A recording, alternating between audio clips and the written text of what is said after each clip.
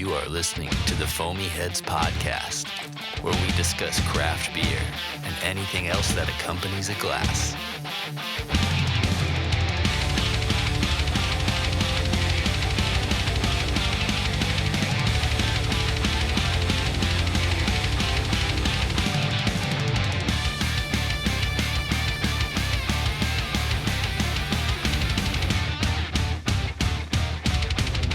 Foamy Heads are back hanging out in Nashville, Tennessee. Mitch and Rich on the mics today with quite a few guests joining us here shortly. Mitch, we're at the pharmacy today. Yes, we are. Downtown Nashville during the Craft Brewers Conference 2023 CBC.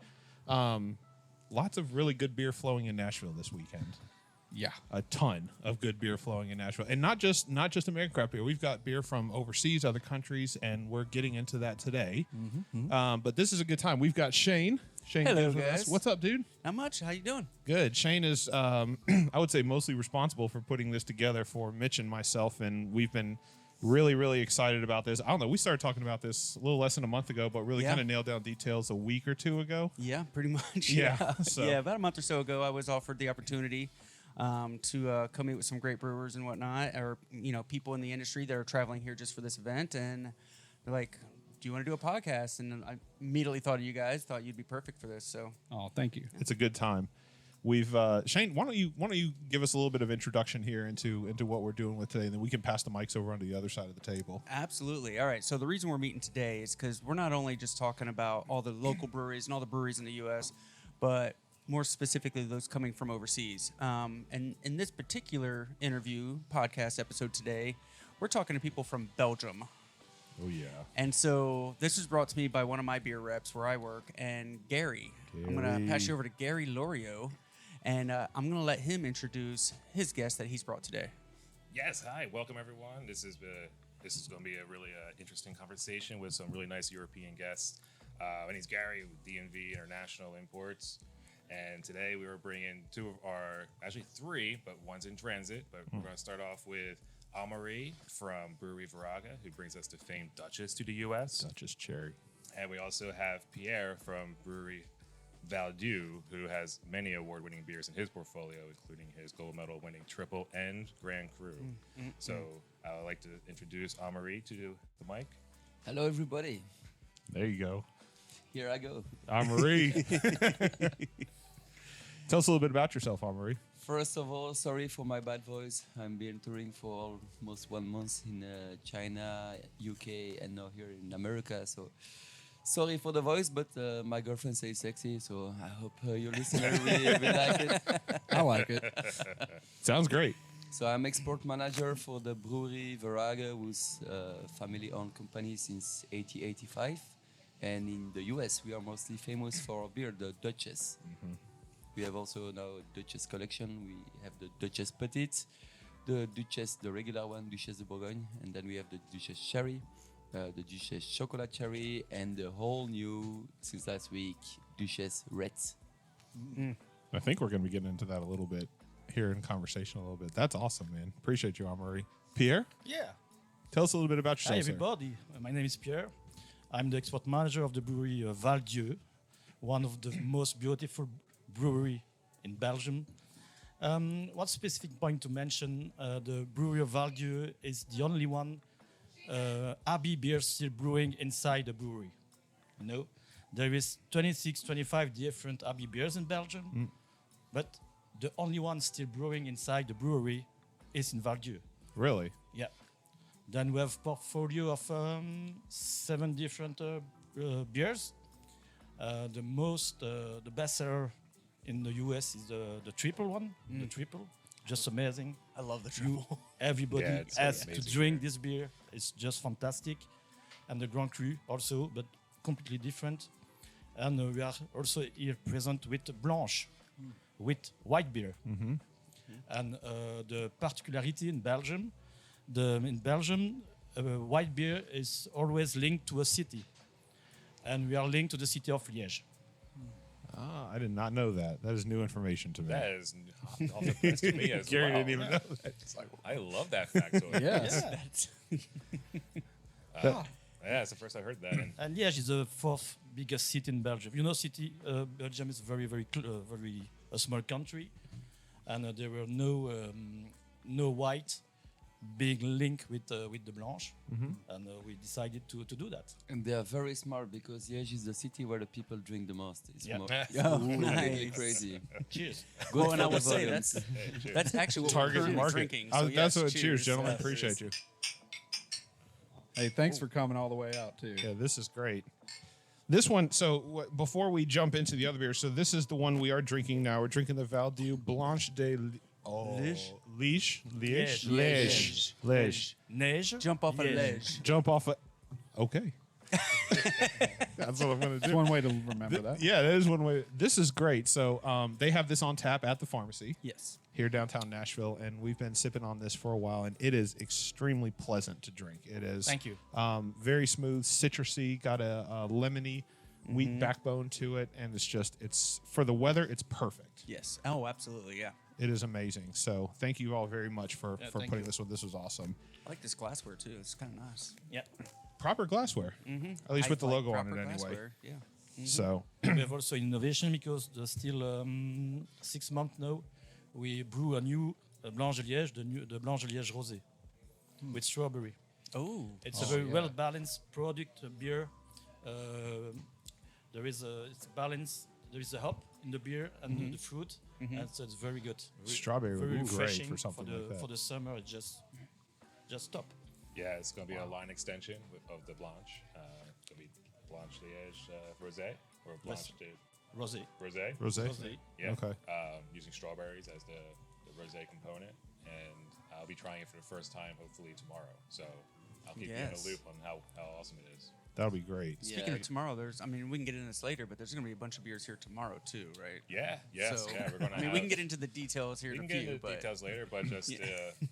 the general is that we're gonna have a bunch of first-time tappings of beers from these breweries. They're fruité, which is like a triple blonde strong ale flavored with Morello cherries. That sounds really 9%.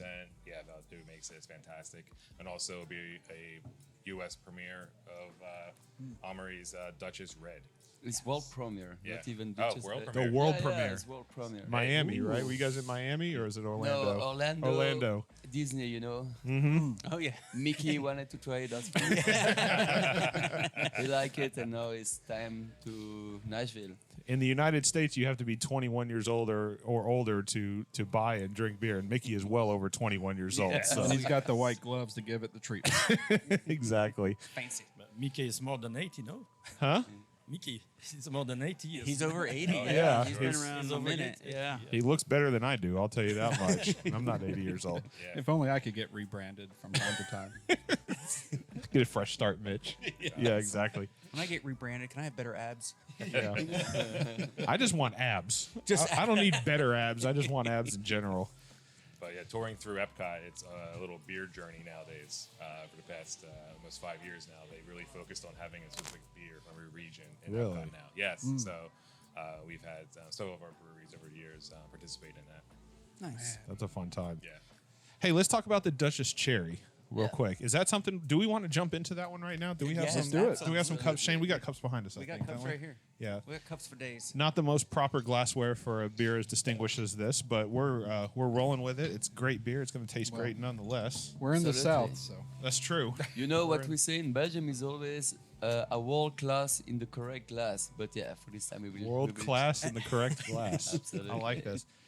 So the cherries it's quite complex. The basis of the cherry is Duchesse de Bourgogne. So what's Duchesse de Bourgogne? It's a Flanders red ale, so top fermented beer, matured during 18 months in oak cask, 100% mature in oak cask. And after that, we just blend approximately 6 casks together to make always the same balanced cask. We have one brewer. His job is to try every cask every Friday, so it's 46 that's a casks. Yeah, Terrible it's a- job. It's a long journey for him. He lives in the brewery, so he don't need to walk away too far away. But the day before, actually, he cannot eat spicy, or because if he eats something too spicy, his taste will be bad, and so he will not be able to make the blending. Wow. And he had Corona a few months ago. Yeah, no taste. So Oh. impossible to make the Duchess.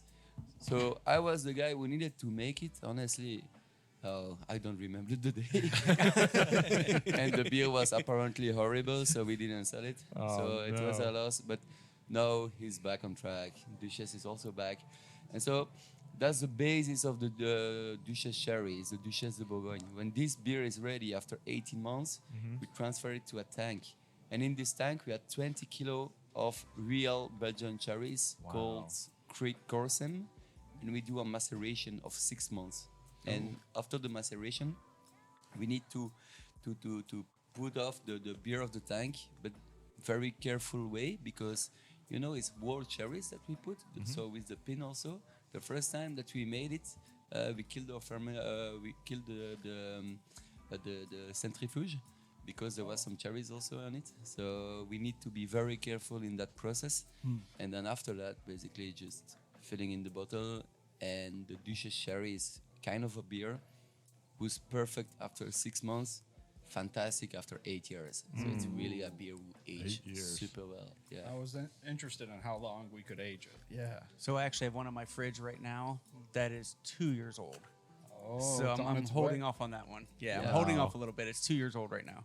So I heard just a second ago, before we get into it, that it is 16 months in the first process. And 18 then months, yeah. 18 months, Yeah. and then another 6 months once you put it into. So that's 2 years Yes, it is. from start to finish before something like this is ready to be consumed. You need to be patient for having the good things. It's like everything in the life. And this is one of the reasons why I was really excited to have this show and this conversation today. Yeah. Mitch, we deal with, especially over here now, the craft beer world in the States is becoming different, where it's focused on time and focused on patience. But historically, that's not what the beer in the Western country normally tastes like. You have your big beer companies that are just worried about Turn and putting burn. out as much as possible. Yeah. And the longer you wait, the worse it tastes. So, and it's not great. Some of them aren't great to begin with. So I appreciate the patience in the process. You mentioned top fermentation. Yeah, that's the Tell me a basis little is- bit about that. So the basis of the Duchesse is a top fermented brown ale that we call in Flemish voederbier, because voeder, it means oak cask.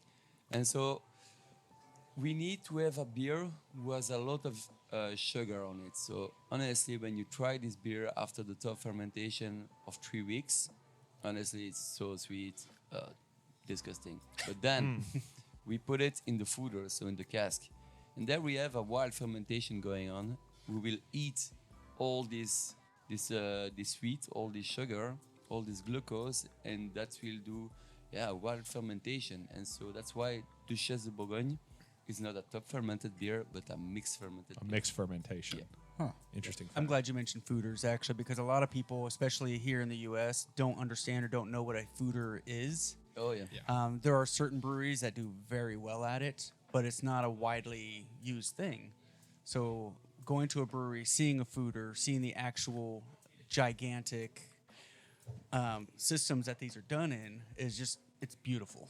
Yeah, the fooders in the brewery, so we are a little bit specific in comparison with the other Flanders red ales, is that we decided to import the fooders from one region only, and we did not choose the most bad one. It's only Saint-Émilion Grand Cru, Bordeaux wineries.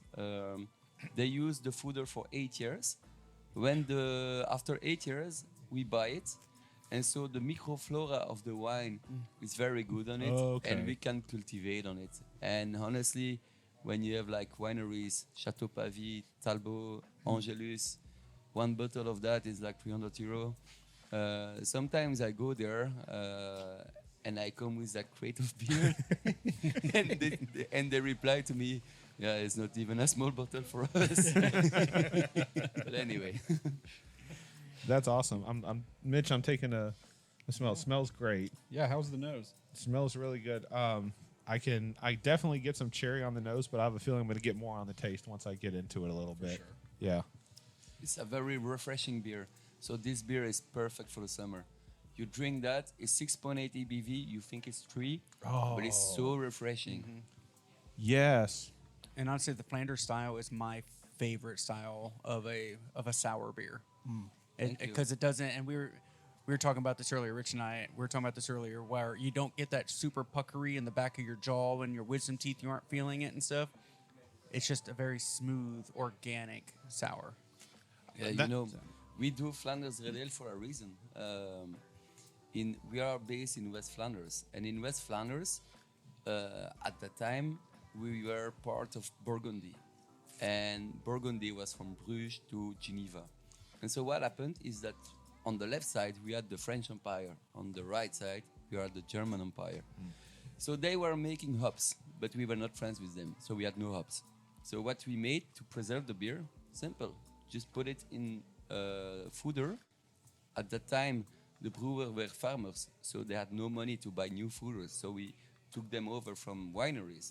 And the thing is, what's happening is this fooder is like acidification. And you know that acid preserve. So that's how we made beer to preserve it. We do that since ever. And yeah, today is back very popular, but since the brewery was created in 1885, it's always been the beer that we do. So rather than using hops to preserve it, you're using this for this process. Yeah, that's the idea.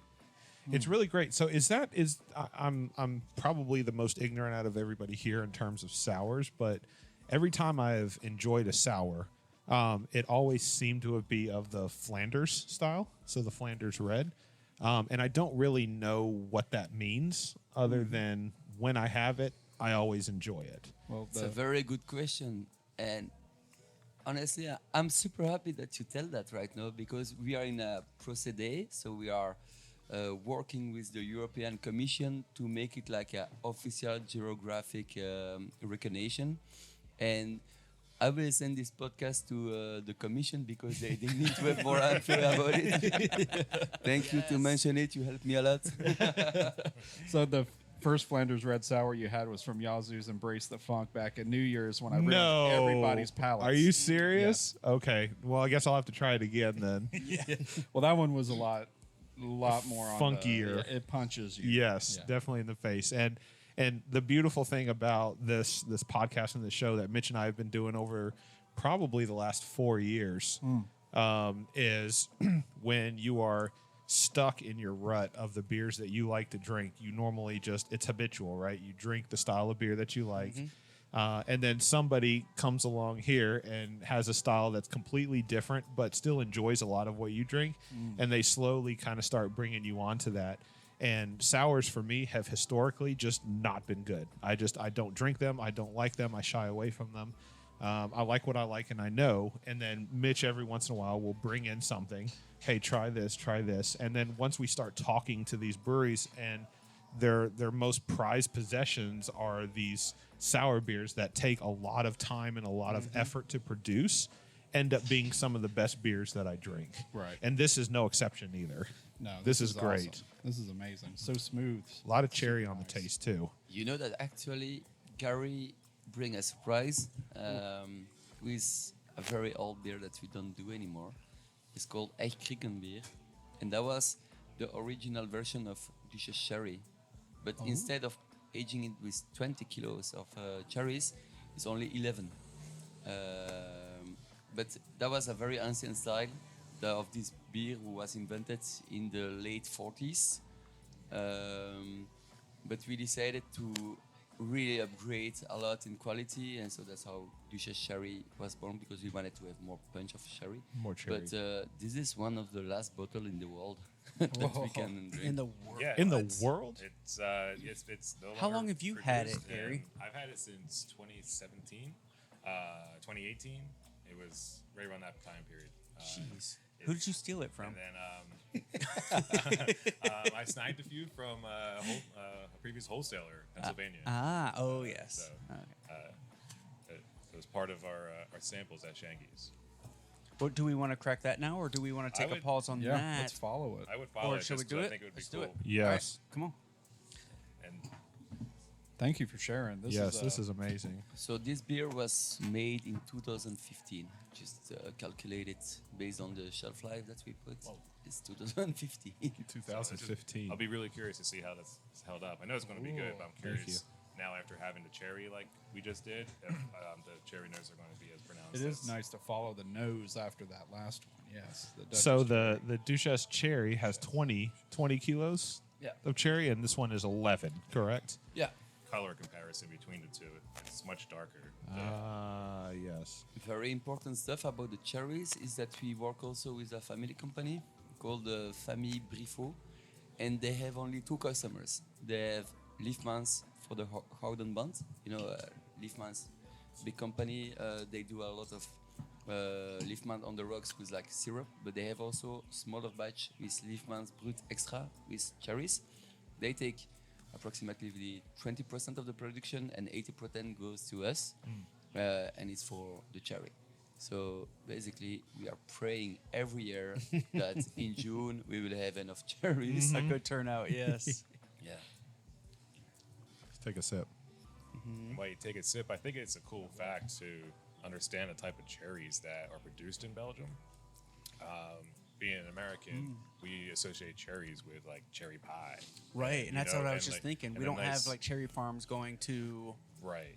You know, breweries. So we have famed regions of Washington and Michigan and New York that produce these really high brick scale cherries. Well, in Belgium, their prized cherries are more of what we would consider like a crab apple type of flavor. Like they're tart, bitter, but they produce excellent beer and an authentic cherry experience as you're now tasting. This is almost a little bit velvety on the tongue. This is absolutely crazy. So I told you this beer is very good in aging. I feel a little of like apple on it. Yeah, Little I can see apple? that. Yeah. Super crispy. Amaury took a sip of this beer, and he just, yes.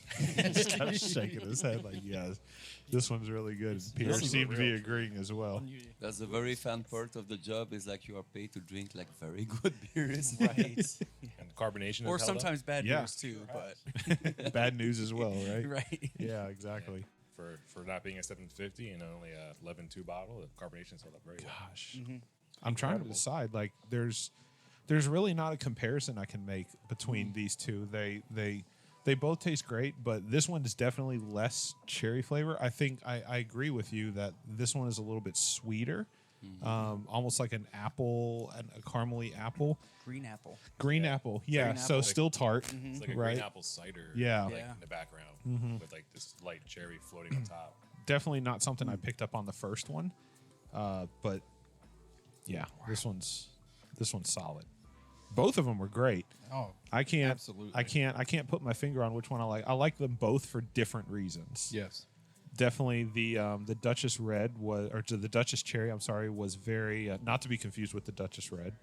The Duchesse Cherry was very it was tart, but it had a lot of flavor to it. This one is a little bit sweeter. If I had to, not that I'm picking sides, but if I had to pick sides, this one I think is the one I would go with, just because I prefer a little bit sweeter. They're both amazing beers.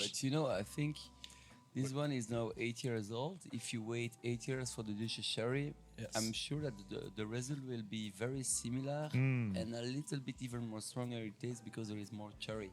So that's why I'm saying it's good to aging. We recently found Duchesse 75 centiliter bottle of 14 year. Oh. 14. I am honestly lobbying to open it, but in Intel they are not ready yet. So on a similar note, the beverage manager here at the pharmacy, he did a tour in Belgium not too long ago, and he contacted Amaury, and Amaury gave him a great hey, go check out these places. He had a blast, but also gifted him with, is that the same bottle that you found? No, that was also 8 years old. Okay, because he gave him a gift, and he came home wanting more. I was like, that doesn't exist. You had one of 12 bottles. So it just testament is that it ages so gracefully and beautifully. If you pick up some, just put some in your cellar and just date it with a marker, and then come back to it. A couple anniversaries later, it's so hard and to just do. enjoy it. Actually, we found a place, and oh yeah, that's a scoop. We found a place. It's an old German bunker from World War II, but the conditions are perfect to storage the beer. And so we decided to put one container on it and to wait 10 years and then open it back to see how it is. Nice. So you will need to wait 10 years. Sorry.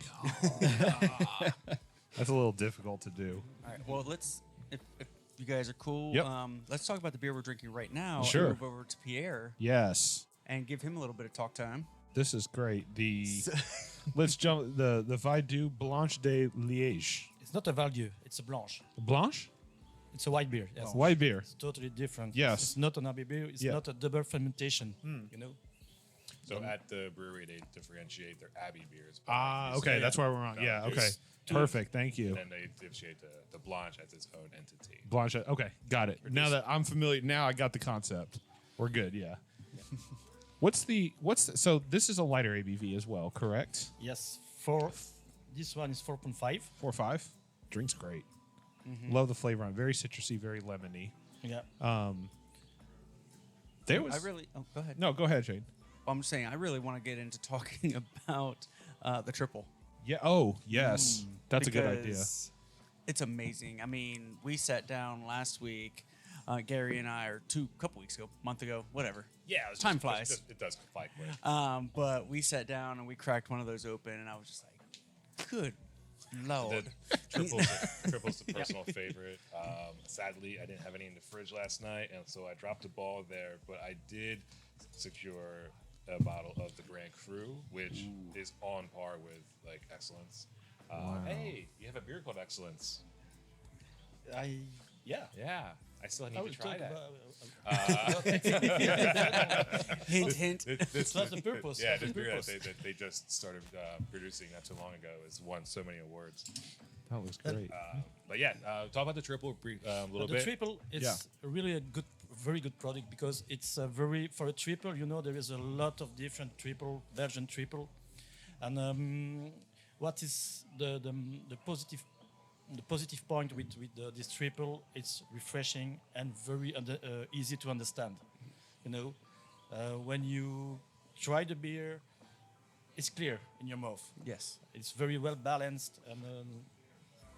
And it comes in at Yeah, 9%. 9%, is that 9%, correct? yeah. Yep. 9%. Yeah, and when you But an easy 9. Yeah? Yeah, easy 9. Yes. it's not heavy, it's fresh. It's just a good moment when you try the beer, when you taste the beer. It's just unbelievable. Was the triple that you had on tap at the Pint? That was not that. That was triple. not that one. Okay, No. gotcha. All right. It was not that one, unfortunately. I'm a fan of triples. Triples were one of the first Belgian beers that I had experienced. It was when I was, oh gosh, I want to say 22, 23 probably. And I was trying to figure out what style of beer that I liked more than anything.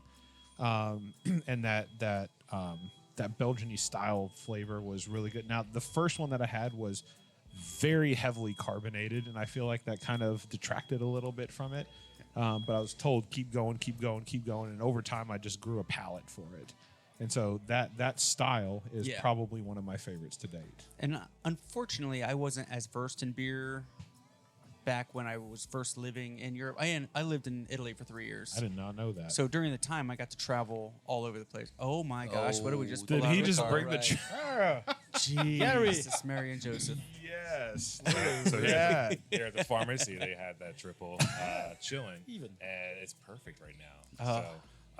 So yeah, I've got an empty cup. We're going to be able to try it. And I have a very similar story about like my first triple experience. Yeah. That I'll share with you. I just want to pop these bottles. real Yeah, quick. definitely. You know, something is crazy is about the labels. I don't know if you saw, but the labels of Valdieu, they are all looking similar with like two circles Oh, I love it. and gold on it. But it has a particular signification I will that say I don't remember. So in Vinculopatches. Then, if you go to the Abbey, there is this logo is present in each corner of the Abbey. That will say in love and peace. Oh, okay. Love and peace. Yes, and this is really there is 5 different. Then the Abbey is a Cistercian Abbey. It's not a Trappist Abbey. Then the monks of the Abbey are not involved in the sales or in the brew process. Then that will say then that's why we are not Trappists. There is a Trappist monks and the other ones. Yeah. And 4 or 3 years ago, we decided to change totally the design of the labels. And when we saw that the 2 rings in it, that we said Winkelo patches were present everywhere in the brewery, in the Abbey, sorry, we decided to use this logo. That makes sense. Yeah. And they use this label also in cheese and in chicken. And confidence to you, I don't know how they make it, but these chickens, ooh, they are fantastic. Every time that I made like bad move for my girlfriend, you know what I do? I buy a chicken. You go buy a chicken. Yeah. Yeah. Not flowers. And chicken. cheese. Chicken and cheese. Yes. That was also. That's my love language also. Sorry to my girlfriend. Chicken, cheese, and beer. Just bring it on. Yeah, they are very complete in the offer that they have at Valdieu. It's beer, of course, but it's also cheese, chicken, and something else. I don't know. No, apples. Apples. Yeah. To be back with the triple, what is also interesting with the triple with this one, it's 9 degrees ABV, but you don't feel the alcohol. It's very well balanced, refreshing and balanced, and that gives also the something very very authentic for. When as I told them earlier, I say an easy 9%, meaning it doesn't taste like you're about to have a 9% ABV. It tastes a little lower than that, and then you're like, okay, I had 4 of these. Maybe I should slow down. Don't stand up. But triple, you need 3 of them. That makes Or 9. That's American logic. Oh, this is delicious. What is like the food pairing with the triple? Ooh, good question. Really good question. It's not your first time around here, right? You want a podcast? That's a good question. What is a good food pairing with this, Pierre? A good food pairing is cheese. Cheese, yeah. Definitely absolutely. cheese. Yeah. Valdieu, of course. And also the blue cheese with character, cheese with character, with a strong a good character. blue cheese, yes. It match perfectly. That would be nice. I see why you like this beer. I love blue cheese. I throw blue cheese into my my queso that I make and stuff. It's just love it. Yes, It brings on the that Stilton. little tangy, that little tart, and then Creamy. cream. Yes, You know, we have a Belgian rule about the cheese food pairing. Is for a pilsner, it's very good with Gouda because the 2 tastes are not very strong, and how stronger the taste of a beer is, how stronger the cheese needs to be. For example, for Duchesse, it's goat cheese. Goat cheese? Yeah. Okay. Because goat cheese is very strong, and honestly, the taste of Duchesse is also very strong, and that makes a perfect match. And the 25 August, I think Pierre is going also, is the 50 years of the Amstein importer, Swiss importer. Excellent. And we all go to Switzerland, and this guy made a surprise that is not a surprise anymore, but he is doing goat cheese mixed with Duchesse to see where the result will be. It's a first time, and so it will be the release of that. Interesting. Yeah, when we speak about cheese, we speak always about France, but in Belgium there is so many different and good cheese, matching with the beers, and that's why we are very proud also about our products, because so small countries you have so qualitative beers and other things. we have a local brewery actually who really tries to pair all of their food with their beers that they make. Tennessee Brew Works. Yep. And they do a really good job of their food is amazing, and they've done a really good job at pairing each of their beers with particular food. Their menu even says when you're ordering like Pairs something off well the menu, with. they have the food menu item, and then they say they pairs well with, and then they list one of their beers that goes well next to it. I was there 2 weeks ago. Yeah. Actually, I haven't been in a minute. I need to get back over there. Yeah, really good food. Probably tomorrow. Probably tomorrow. Probably tomorrow. They have a thing going on tomorrow. Okay. Shocking. Right. But no, this is Big fan of absolutely this triple. wonderful. This is amazing. This is the first time having this one, and it's awesome. Thank you. 9%? No.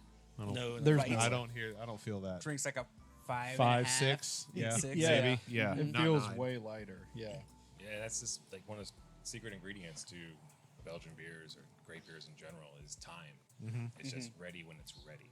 Yeah. Yes. You know, like they have an idea when to expect it to be done, but it's not ready until it's ready. Well, and they've been doing it for so long. Unlike, as we discussed earlier, a lot of American breweries are just kind of turning and burning. So they're making something and just getting it out and not having that patience to actually present a perfect product. That's the mindset I'm trying to get over, Mitch, is with craft breweries here in the United States. Oftentimes we gauge how well a craft brewery is doing by how many new beers they can do. Yeah. Yeah. So in Nashville, New England style juicy hazy IPAs are kind of like the thing. They're the ones that everybody goes for on top of, and sours are definitely popular as well. But these breweries that can say, hey, a new beer every couple of weeks, like, and we go and line up for it, and they're great beers. They're killer. We love them.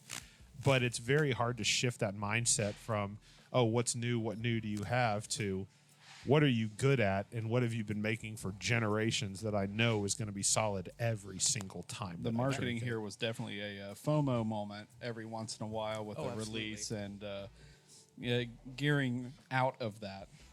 That's key. It's a for change of mind. the industry here. Yeah. You know what's the key word in Belgium? There is one key word who explains everything. It's balance. Yes. Balance, balance, balance. Because we want that our customers, they don't drink one beer. They drink several beer. If you have the most sour, the most hazy, the most I don't know what, very nice. Drink it once, good for... Oh, something exploded. So, yeah, the balance is really the key of everything. We try to be the most balanced guys ever. That's why, for example, the beer that you just tried, the Valdieu, you don't feel at all the ABVs. Do not. Is the balance. And that's the secret ingredient of the Belgian breweries, is that we are balanced. So that means that every taste is good in a similar way and is getting balanced. And with that, you can drink it a lot. And that's why we are there since forever. Because at a certain time, very long time ago in Belgium, you know that we were not drinking water, or almost not water. No, because water was not drinkable. So we were doing low ABV beer, very balanced, so you can drink 1 or 10 of them. And since that, we are always in the same line. Balance, balance, balance. Yeah. And they strive to drink 10 beers a day. Right. I Yeah. mean, who I doesn't? also strive to drink 10 beers a day. Sometimes I overdo it into 12 or 16, but yes. I don't know As if long you're as you really multiply winning it at by the end of the 3. day. There, Yeah, I don't think that's the so. problem. My liver, it's hanging in there. You know, sometimes we say in Belgium, you're like, hey, stop speaking, start drinking. And that's Yeah. it. And I like to say, phones down, glasses up. Oh, right. yeah, Glasses that's a good up. one. That's right. That's a Get good off one. your phone, put your phone down, talk to the people in front of you, Yes. and enjoy what you're doing. Enjoy what you're tasting. Enjoy what you're drinking. Enjoy the people around Conversation. you. Conversation. Yep, exactly. Nobody does that anymore. There is a game in my student time, we were doing that. We put all the cell phone in the middle of the table. We do a pyramid. The first one who take his phone pays for all the meal. beer. I've seen that, yeah. Oh, Yeah. I lose real fast. So you have back authenticity, you know. It's so boring. Sometimes I see like couples who are in a very nice restaurant. You know what they are doing? They're on TikTok or Instagram or whatever. And They're not talking to And each you're like, other. No, no. No. Yeah. oh, They're both on their phones. They're not talking to each other. we are the first social network ever. As the beer was the first social network ever.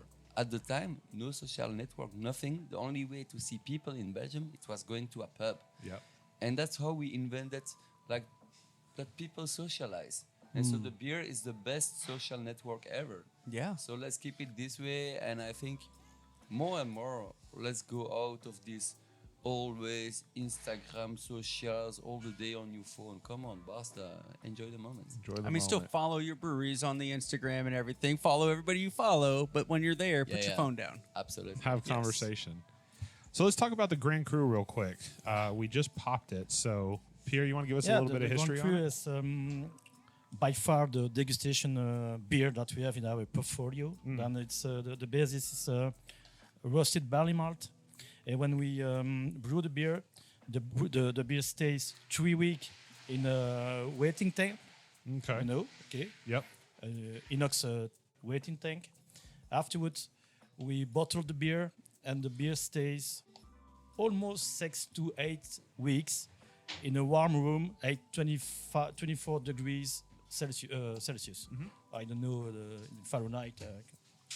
Don't know what is The equivalent. level. Yeah. Yep. And that gives something very, very interesting in mouth, because with the barley malt we have some notes of chocolate and coffee. With the foam, it's just amazing. When you In the look at Grand this- Cru here. look at this just in front of you, you have something very, very well poured with a nice foam. Yes. Because foam is very important in Belgium. You know, a beer without foam, it's not a beer. It's I'll- just something to drink. Yeah, and I love. I hate when you're especially over here in the States when you're pouring beer. Yeah. And it's like pour it to the side. Yeah. You know, you don't want any foam on it whatsoever. But you do want some retention. You want Yes, that but retention. it's a different mindset because like the foamy head is definitely an integral part of the beer that you're drinking. Yes. And sometimes we just overlook that. It's just like how can we do it so we don't have to wait for it to go down, or how come so we don't have to have it so we can just consume it as quickly as possible. And that's not necessarily the right attitude to have. Right. And this is also a beer you can keep it in your cellar. Keep the beer in your cellar during 3, 4, 5 years, and it gives something very, very, very good in mouth. Very the notes of chocolate and coffee comes more and more, and for me also a very important point: not too cold. For me, it's not your not your fault. The beer is just a bit too cold. So Gotcha. yes, I was going to. Cellar temperature. It's funny you say that because I was going to actually make a statement about that because I had to on ice to cool it down prior to us starting, and I didn't take it out soon enough as Amaury was speaking. But yeah, I get asked all the time, like, "Hey, they drink beer warm in Europe, right?" I was like, "No." I was like, maybe close to cellar temperature, but not warm, But so like, well, how do you know like? How long to take it out? Like how long do you know What's the right you know? temperature, Yeah. right? So I always say like take it out the fridge, ice cold bottle, put it on your countertop. Go do something. Right. Check on it once in a while. When you see a pool of water starting to form around the bottle and it's sweating like it's like a hot humid day in Alabama, that's how you know it's ready. And we were close to that point. As you see, like where it was sitting, it didn't have a pool of water yet, but it was sweating. It was getting there. Yeah, you need the pool of water to be present on your counter, and then you know it's good to crack.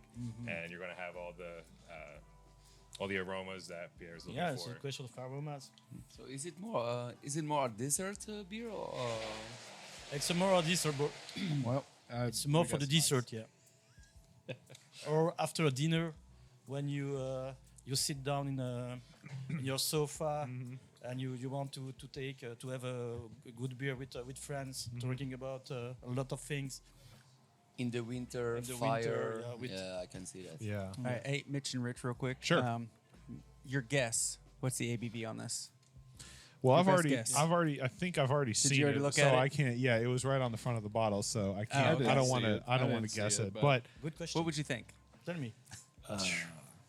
Let me taste it.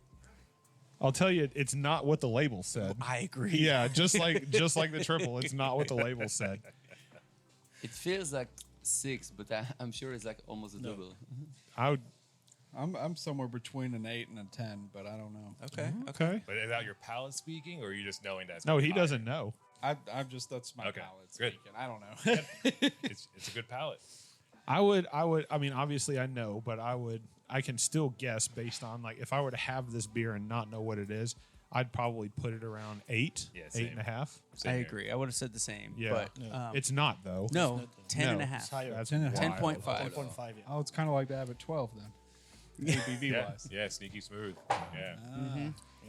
This is not something you drink to Pierre's point, this is an after dinner drink. Once you've had Oh, something in your absolutely. stomach, once you're This is ready your to go. nightcap. This is not when you're getting ready to fantastic. go outside and cook dinner. No. This is no, a 'cause beer You when- can drive back. dinner is wrong at that point. Right, yeah. This is not a beer that you want to accompany it with your entree. That's something that Av 12 does very well. This beer shines when you're just focusing on drinking a great beer, and you get every flavor nuance that comes through. That's what this beer shines. You know, in cigar God, this is places, it can be very Yeah. nice. Very. Yeah.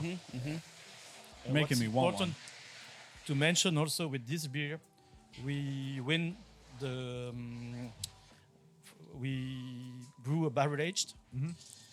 Barrel aged? Barrel aged. Then we are not brewing a barrel aged. We make a barrel aged Oh, barrel- with okay, yeah. this beer. Then I was talking about the monks, and we also have the Cistercian.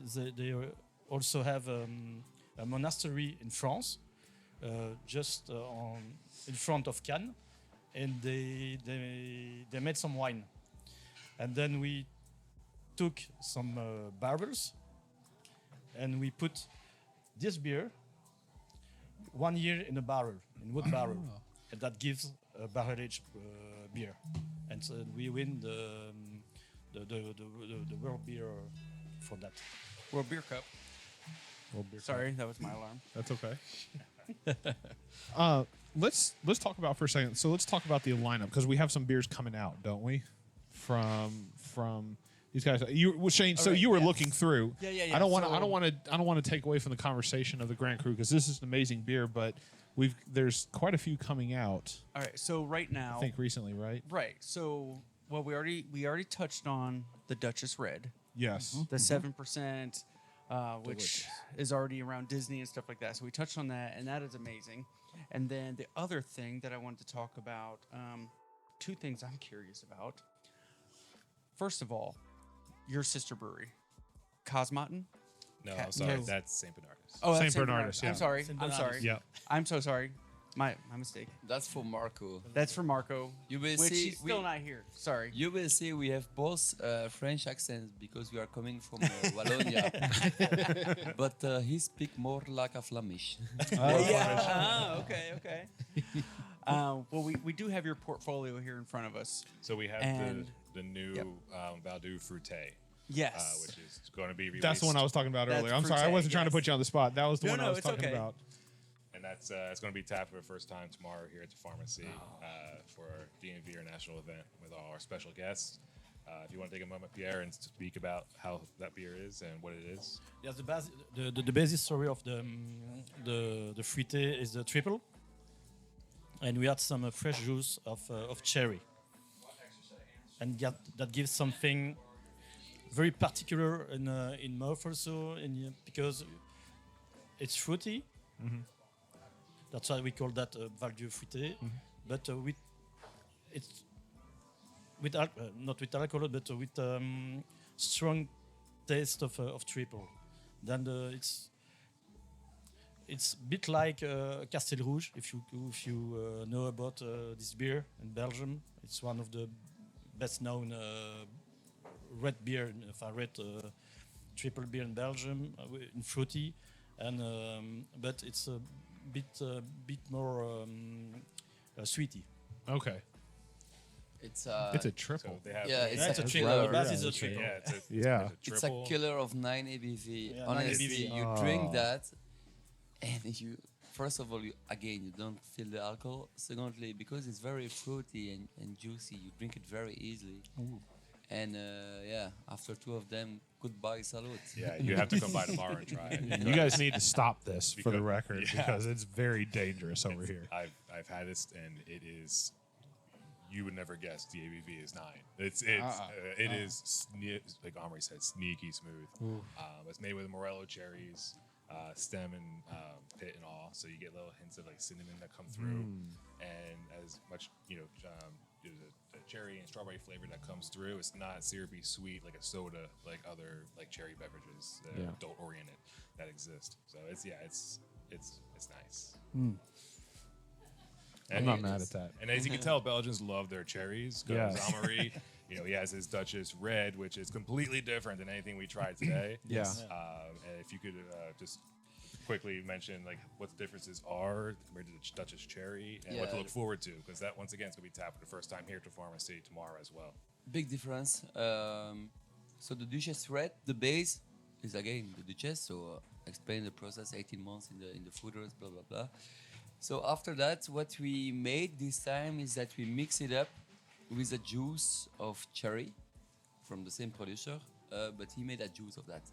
And what's interesting, and we did not expect that to be honest, but there was some quite a small re-fermentation in this juice again, and that gives a fantastic almond taste. And it's really like a little bit more sweeter than the cherry, but still afterground is a little bit sour, more approachable I think, but you have this delicious almond taste, like this amaretto taste who takes over in the nose and a little bit in the background. Honestly, it's a difficult beer because it's 7 ABV, you don't feel it. And to be honest, there was like 2 days ago a trade show in Washington DC, 30 breweries. The first keg who was run out, it was Duchesse Red. The people just, there was a loved it. queue for us. I was amazed because normally, in front of like Delirium guys and stuff like this, they always say 10 Delirium sold, 1 Duchesse sold, and for one time I was like before them. So I went to Alain Delate, I say, Some I humble give you bragging. one keg. That's exactly the words that popped in my head. Humble brag. But no, Humble that's bragging awesome. rights That's there. very cool. Against one of the big dogs. Nice. That's great. And I did forget, yes, they had a knighting ceremony in DC, and he did tap it before here. So That's cool. Second tapping tomorrow will Second be here tapping. Nice. in the U.S. But and I think it's also important to mention that every ounce of every beer that has Duchesse on the label is photo aged. Like every ounce in the bottle has been aged. So even like Minimum 18 months. yeah. So Wow. the Duchesse Cherry aged every ounce. Our Ruby cherries added goes back into photos, aged more. Wow. So every ounce is aged. Amaury, I've got a question about the cherry chocolate.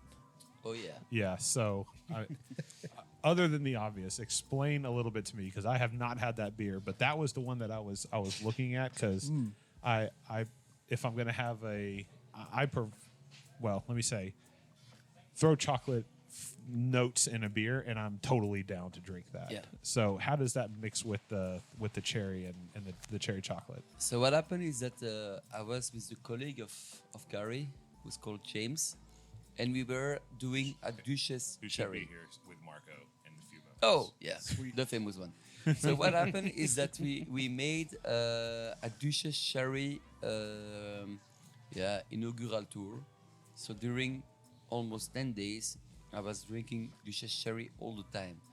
So it's a very good beer, but after 10 days, drinking that all the time, I asked James at the last bar, it was in a very, it's in a bar in Hollywood Boulevard, not in the most beautiful place. And and I told to James, listen, James, I took sour during the whole 10 days. Today, no. You know what I want? The most sweet beer that exists in the catalog. And he gave me a Floris chocolate from Brewery Verhaeghe. Very interesting beer, but it really tastes like chocolate. So I take that, I drink it, I'm like, ooh. And then you eat Nutella, And then James went to the restroom, and I made a joke to him, and I put my Floris in the cherry. And he drank it. He said, "Hey, Amaury, that's very good. Yeah. That's very, very, very good." So I tried. Indeed, it was a good beer. So when I came back to the brewery, I explained them the story and say, hey, "Listen, I took some Floris bottles, mixed it up with the cherries, show it to the brewmaster, to everybody. They all say, yeah." And then I called James. I said, "Listen, James, if you want to have this beer, you need to do me a pre-order of 1 container. If you do that, we make the beer." 5 minutes later, boom, one container. So we needed to make it, but it's less easy than you think. So the basis is the Duchesse Cherry, and then we found a distillery Because first of all, we were thinking, okay, we need to put oil of cacao, but the problem is that the oil will go on the top of the bottle. Yeah. So Yes. when you want to mix a bottle and then open it, not a good idea. In a cake, impossible. So the second thing was to put pure cacao. But the brewmaster say, hey, pure cacao in my brew kettles, no, you Not a will good destroy idea. ever. So what is the best mix with alcohol? It's alcohol. So we made a distillate of cacao, 100% natural cacao. And so just before the bottling, we do a mix-up between the Duchesse Cherry and this 100% natural cacao distillery. And then we bottle it, and that's it. So it's a Duchesse Cherry with a chocolate cacao in it. It is, absolutely. Wow. Yeah. It is absolutely. So it's quite interesting. And at the beginning, it was the people of the brewery, for a Belgian. So the Belgian is traditional. So the cherry, there was already something. So when I came with the chocolate cherry, I'm from Wallonia, the brewery is in West Flanders. And the guys of the production, they were like, this Wallonian guy, what the hell is it? It's crazy. and today I can tell you that worldwide there is more chocolate cherry sold than cherry. There you go. Yeah, that's a flex right there. So what we can say is thank you, James. Thank you, James. Thank you, James. Thank you, Hollywood. Yeah, that's interesting. I didn't know about That's that. wild. Yeah.